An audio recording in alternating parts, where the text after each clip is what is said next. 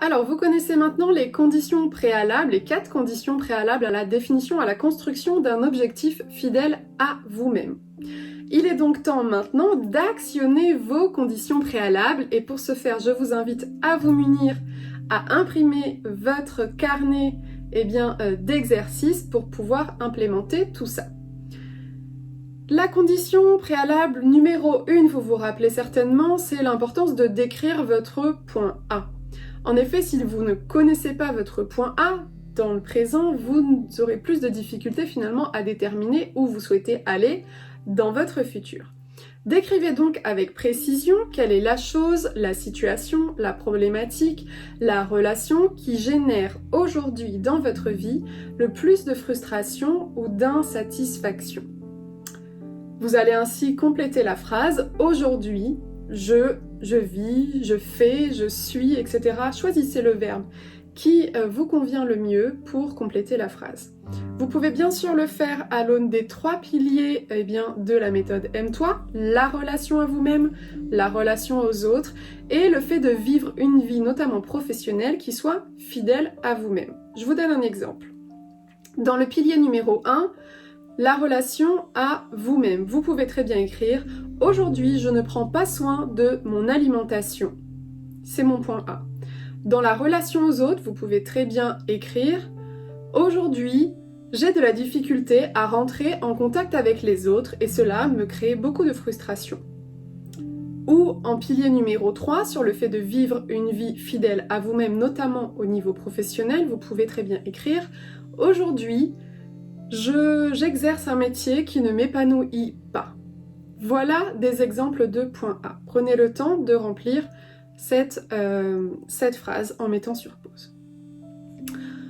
Alors, la condition préalable numéro 2 à la définition d'un objectif fidèle à vous-même, vous vous rappelez certainement, c'est le fait d'ôter l'inutile pour garder l'essentiel. Et là-dedans, on avait parlé de 2 choses. La première, l'importance de faire le tri, et la deuxième, l'importance d'être focus. Alors, pour faire le tri, je vous l'ai dit, l'univers n'aime certes pas le vide, mais garder trop de choses n'est pas meilleur pour votre énergie. C'est pourquoi je vous invite à faire maintenant, et pas plus tard, parce que souvenez-vous que plus tard, c'est jamais, maintenant à faire un grand tri finalement pour faire place à la nouveauté. Pour cela, vous pouvez visionner la vidéo de la méthode Marie Kondo en cliquant sur le lien dans votre PDF, dans votre livret d'exercices. En effet, je vous le disais, sa méthode n'est pas celle d'un simple tri ou d'un simple rangement, elle est véritablement un art de vivre qui met au centre le fait d'aller à l'essentiel. Faites-le maintenant pour les catégories suivantes, par exemple vos livres, vos photos, les cadeaux que vous avez reçus, les souvenirs, vos vêtements, les documents papier, les comptes que vous suivez sur les réseaux sociaux ou encore les newsletters auxquels vous êtes abonné. Regardez la vidéo de Marie Kondo et réalisez ce tri maintenant. Mettez la vidéo sur pause pour le faire. C'est important. Plus tard, c'est jamais. Ensuite, donc l'autre aspect de cette condition préalable numéro 2, je vous le disais, c'est l'importance d'être focus. Pendant toute la durée de cette formation, renoncez à suivre d'autres formations ayant un objectif voisin. Sous peine, je vous le disais, de ne jamais aller au bout de cette formation ou des autres que vous suivrez en parallèle. Croyez-moi, je n'ai que trop expérimenté cela pour vivement vous recommander de prioriser et d'être focus. Suivez une seule formation à la fois et pour ce faire, vous allez vous fixer une routine hebdomadaire pour la suivre. Les routines, c'est vraiment quelque chose qui a transformé littéralement ma prospérité, la fluidité et l'atteinte de mes objectifs. Vous pouvez pour ce faire définir un jour dans la semaine qui selon vous est le plus propice au suivi de cette formation. Choisissez un jour qui n'est pas trop rempli, un jour où vous n'allez pas être trop dérangé et un jour où vous n'aurez pas trop finalement d'imprévus. Vous savez, le week-end par exemple, peut-être que le samedi on peut avoir une invitation qui n'est pas prévue, qui va venir s'insérer dans notre journée et on risque parfois de privilégier finalement un petit moment de bien-être au suivi d'une formation qui est pourtant importante à moyen terme. choisissez donc bien votre jour. Ensuite, définissez une plage horaire fixe. Plus vous serez régulier et rigoureux dans la plage horaire que vous choisissez, moins vous l'oublierez. Ça va vraiment devenir une habitude et ensuite ce sera systématique. Vous n'aurez même plus à y penser. La troisième chose, notez cette plage horaire dans votre agenda et barrez-la. Consacrez-la vraiment à cette formation, y compris d'un point de vue professionnel, amical ou autre, en l'insérant dans votre agenda. Enfin, refusez toute sollicitation que l'on vous fait à ce créneau. Honorez-vous. Vous avez fait le choix de suivre cette formation. Allez jusqu'au bout pour pouvoir bénéficier pleinement des apports qu'elle a à vous faire. Enfin, si vous choisissez d'y consacrer parfois du temps en dehors de cette plage horaire, assurez-vous d'être capable de tenir l'engagement de votre créneau d'origine en plus. Je m'explique. Si vous avez choisi de suivre cette formation à intervalles réguliers tous les mardis de 18h à 19h et que vous avez envie en plus le samedi après-midi d'y consacrer du temps, assurez-vous que le mardi d'après ou le mardi précédent, vous allez quand même tenir votre engagement de suivre la formation dans le créneau d'origine. C'est un plus, mais ça ne vient pas en remplacement. Parce que le risque, c'est que finalement, vous changiez vos habitudes et que vous perdiez tout ce que vous avez capitalisé depuis le début en termes de régularité. Vous allez donc définir dès maintenant ce créneau, oui, dès maintenant, en remplissant cette fameuse phrase, le créneau que je choisis et m'engage à consacrer à cette formation est le suivant. À vous de jouer et n'oubliez pas surtout de le noter dans votre agenda. Bien, mettez sur pause pour ce faire et on passe à la condition donc préalable numéro 3 pour définir un objectif fidèle à vous-même. Vous vous souvenez, cette condition, il s'agit d'ouvrir son esprit et de voir grand. Je vous le disais, ouvrir son esprit, c'est plutôt une vue à l'horizontale. Comment va-t-on ouvrir notre esprit à l'horizontale? Eh bien en répondant à ces deux questions. La première, quelles sont les 5 grandes étapes de vie qui vous ont mené à être qui vous êtes aujourd'hui? C'est important, notez ces 5 grandes étapes de vie, ces événements marquants, ces événements clés qui finalement ont façonné la personne que vous êtes aujourd'hui. Prenez le temps de le faire. Deuxième question, à quelle certitude êtes-vous prêt à renoncer pour grandir et avancer? On a tous des certitudes. La Terre est ronde est une certitude. Êtes-vous prêt à renoncer à cette certitude? Peut-être avez-vous la certitude que selon l'objectif et le pilier donc initial que vous aurez choisi, rappelez-vous le pilier relation à soi, relation aux autres ou vie fidèle à soi-même dans le domaine professionnel. Finalement, prenez ces 3 piliers et regardez dans chacun d'eux quelles sont les certitudes que vous avez aujourd'hui. Est-ce par exemple le fait, dans le pilier numéro 2, la relation aux autres, que vous pensez que c'est une certitude que tout le monde ne peut pas finalement être bienveillant? Peut-être est-ce une de vos certitudes? Êtes-vous prêt à y renoncer? Cette formation va véritablement venir transformer, chambouler toutes les certitudes que vous avez, va véritablement changer le regard que vous avez sur vous et sur les autres pour que vous puissiez transformer votre vie. C'est donc important que dès maintenant, vous puissiez mettre de la conscience sur les certitudes que vous avez et commencer à ouvrir votre esprit en vous demandant quelles sont ces certitudes auxquelles vous êtes prêt à renoncer. Qu'êtes-vous prêt à remettre en question? Voilà, que ce soit une certitude ou pas, ça peut être finalement des habitudes. Peut-être que jusqu'à maintenant, vos habitudes, dans le pilier numéro 2, je vous rappelle le pilier relation aux autres, peut-être que vous avez pour habitude que dès que vous vous sentez rejeté, eh bien, vous fuyez. Voilà, vous ne restez pas là, vous ne posez pas de questions, vous ne vérifiez pas finalement votre sentiment de rejet à l'extérieur. Admettons, je me sens rejetée, plutôt que de poser la question à l'autre personne qui est en face de moi, j'ai l'impression que tu me mets à l'écart. Est-ce une réalité ou est-ce juste un sentiment que de ma part? C'est important que vous puissiez vraiment mettre de la conscience sur la façon dont vous fonctionnez et sur vos certitudes, vos pensées, vos actions, pouvoir les identifier et savoir, commencer à imaginer que serait votre vie finalement si vous acceptiez d'y renoncer parce que c'est très certainement ce qui va se passer. Alors, dans cette condition préalable numéro 3, nous avons le second volet qui est le fait de voir grand. Condition donc j'ai nommé à la verticale. Alors, dans cette condition, dans cette sous-condition préalable finalement, on va voir différentes choses. On va voir l'importance d'avoir un pourquoi, on va voir les différences entre mission, vision, rêve, fantasme. Alors voyons tout ça ensemble. Aucune mutation, action, évolution ne se fait sans un pourquoi fort. En effet, pour être un moteur puissant, votre pourquoi se doit d'avoir quelques critères. Par exemple, il se doit d'être en lien à l'être et non pas au faire ou au avoir. Si par exemple, le pourquoi, je veux réaliser cet objectif, admettons que mon objectif soit de réussir à changer de métier dans le volet numéro 3. Eh bien, c'est important que la raison pour laquelle je veux changer de métier ne soit pas juste liée au fait que pourquoi je veux changer de métier? Pour avoir un salaire plus élevé. Là, on est dans le avoir. Ou pourquoi je veux changer de métier juste pour faire, je sais pas, pour faire plus de démarchage commercial. Il n'y a pas de profondeur suffisamment grande dans le fait de juste regarder votre pourquoi, votre motivation intrinsèque à l'aune des verbes faire et avoir. Ce sera beaucoup plus profond et ça restera beaucoup plus en tête et dans votre mémoire si vous le liez au verbe être. Par exemple, je veux changer de métier pour être plus sereine, pour être plus épanouie. Choisissez véritablement la sensation, le ressenti que vous avez envie de vivre à l'issue de l'atteinte de votre objectif. Choisissez vraiment quelque chose qui vous parle et qui est profond. Vous verrez, ça vous donnera encore plus de motivation intrinsèque dans l'atteinte de votre objectif.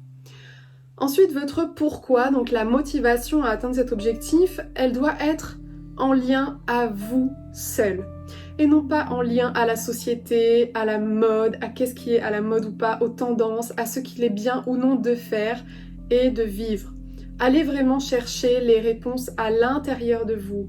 Essayez de voir quels sont vos conditionnements pour commencer là aussi à vous en libérer et à partir véritablement de vous et de vous seul. Enfin, effectivement, ça rejoint le point numéro 2, mais c'est important que votre motivation, votre pourquoi, soit unique et propre à votre volonté d'atteindre votre point B. Ce n'est pas un pourquoi général. Ce n'est pas le pourquoi de toute votre vie, pourquoi vous êtes en vie, non. Choisissez vraiment une motivation intrinsèque qui est précisément liée à l'objectif, au pilier sur lequel vous souhaitez travailler, grandir et voir des améliorations. Bien, alors passons maintenant aux missions d'écriture. À partir des 5 étapes de vie que vous avez donc mentionnées ci-dessus dans votre livret, quel pourrait être votre moteur puissant d'action? Vous allez voir en fait les points communs qu'il existe entre ces 5 étapes. Qu'est-ce qu'elles vous ont apporté? Qu'est-ce que vous êtes devenu grâce à ces étapes? Et vous allez voir quel est le point commun à tout ça? Qu'est-ce qui vous a fait avancer à chaque fois? En effet, le pourquoi qui va donner à votre objectif l'élan de motivation nécessaire pour vous lancer à sa conquête se situe là-dedans. Vous allez vraiment pouvoir le trouver grâce à l'exercice précédent. Je vous donne un exemple concret. J'ai pu, pour ma part, définir que finalement, ce qui était un moteur puissant d'action était le fait de finalement à la fois d'être soutenu, mais aussi de régler des problématiques extérieures, que j'avais vraiment... C'est ça finalement qui a jalonné les différentes étapes de ma vie et qui a créé en moi ce moteur puissant d'action. Donc finalement, si je devais repenser à mon pourquoi en termes d'être, comme je vous le disais, non pas de faire ou d'avoir, je pourrais dire que finalement ce qui me motive, admettons que mon objectif, qui est d'ailleurs actuel en ce moment, que mon objectif soit de réaliser des conférences, eh bien je vais pouvoir dire que mon moteur d'action est d'être un moteur de transformation et d'être puissante en termes de transformation finalement de ce qui se passe autour de moi. À vous maintenant de jouer et de vraiment mettre tous ces petits paramètres de les regrouper et de commencer à décrire avec précision votre pourquoi, votre moteur d'action, votre motivation intrinsèque. Ensuite, donc à partir de ce pourquoi que vous aurez commencé à définir, vous allez pouvoir définir ensuite votre mission. Votre mission, c'est en quelque sorte votre apport pour le monde. Elle est tournée cette fois vers l'extérieur. Ce n'est pas une motivation intrinsèque, mais c'est vraiment ce que certains appellent une mission de vie. Moi, je l'appelle vraiment quel est votre apport tourné pour le monde. Il s'agit finalement de votre pourquoi en action, de ce que vous allez en faire de plus grand. Et là encore, ne vous limitez pas. Encore une fois, voyez grand. Et remplissez toujours en mettant sur pause si besoin cette fameuse phrase, la mission qu'il me tiendrait profondément à cœur de réaliser et à vous de continuer. Soyez précis, ne mettez pas juste la mission qui me tient à cœur et d'aider les autres. C'est beaucoup trop vaste. Regardez par rapport à vos 5 grandes étapes de vie, par rapport à votre pourquoi, mettez-le en action. Regardez qu'est-ce qui fait profondément sens pour vous. Et n'oubliez pas, si vous le souhaitez, à le faire à chaque fois pour les 3 piliers. Si vous avez des objectifs dans ces 3 domaines, vous pouvez les mener de front et les mener en même temps dans chacun de ces 3 piliers. C'est à vous de le faire. Ensuite, donc aux côtés de cette mission, vous avez ensuite votre vision. Votre vision est en quelque sorte votre plus grand rêve, mais pour vous cette fois. C'est celui que vous allez pouvoir accomplir en réalisant votre mission. Admettons que votre mission est de permettre aux femmes, aux femmes dans le monde, de se respecter davantage, de s'écouter davantage pour pouvoir s'exprimer, ne plus avoir peur, ne plus avoir honte. Admettons que ce soit ça votre mission. Qu'est-ce que votre mission va vous permettre de vivre, vous ? Ça, c'est votre vision. Cette fois, le curseur n'est plus focalisé sur l'autre, sur l'extérieur, mais il revient vers vous. Quel est ce rêve que vous avez envie, quel est ce rêve ou quels sont ces rêves que vous avez envie de pouvoir réaliser grâce à l'accomplissement de votre mission ? Pour cela, vous allez devoir réaliser finalement le prix à payer de vos rêves. Parce que plus vous allez réaliser le prix à payer, et bien plus vous avez de chances de vous rapprocher de votre vision. C'est là que rentre en compte la distinction finalement entre des rêves et des fantasmes. Et vous allez pouvoir donc venir compléter le tableau qui se trouve dans votre livret d'exercices. Alors finalement, la distinction majeure entre rêve et fantasme se tient dans les inconvénients que l'on visualise dans le rêve et que l'on est prêt ou non à endosser, à vivre, à accepter. Je m'explique. Dans le tableau, vous allez donc voir 4 colonnes. La première, vous allez pouvoir répertorier vos différents rêves, votre vision, peu importe comment vous les avez notés. Exemple, je rêve de réaliser des conférences à travers le monde. Dans la seconde colonne, vous allez noter, identifier finalement tous les inconvénients, les désavantages, les points négatifs pour atteindre cet objectif. Cet objectif est donc ce rêve. Par exemple, les inconvénients que l'on pourrait noter sont le fait de passer ces dimanches à travailler plutôt que d'être en famille. C'est un inconvénient identifié. Ensuite, dans la troisième colonne, vous allez noter les inconvénients, les désavantages, les points négatifs que vous pouvez visualiser finalement, que vous identifiez une fois que vous aurez atteint votre rêve. Par exemple, je devrais voyager et passer des périodes peut-être loin de ma famille pendant ces tournées de conférences. C'est un inconvénient que j'identifie une fois que j'ai atteint mon rêve. Enfin, dans la quatrième et dernière colonne, vous allez vous demander avec honnêteté, suis-je prêt à payer le prix de ces inconvénients ? Suis-je vraiment prêt à les endosser, à les vivre ? Réfléchissez vraiment, posez-vous, soyez honnête envers vous-même. Si ce n'est pas le cas, pour lesquels de ces inconvénients n'êtes-vous pas prêt à les vivre ? Enfin, quelles pensées devez-vous développer pour vous sentir prêt à vivre ces inconvénients ? Autrement dit, si vous n'êtes pas prêt à vivre tous les inconvénients que vous avez identifiés pour atteindre votre objectif, mais aussi une fois que votre objectif sera atteint, il ne s'agit pas de rêves, mais de fantasmes.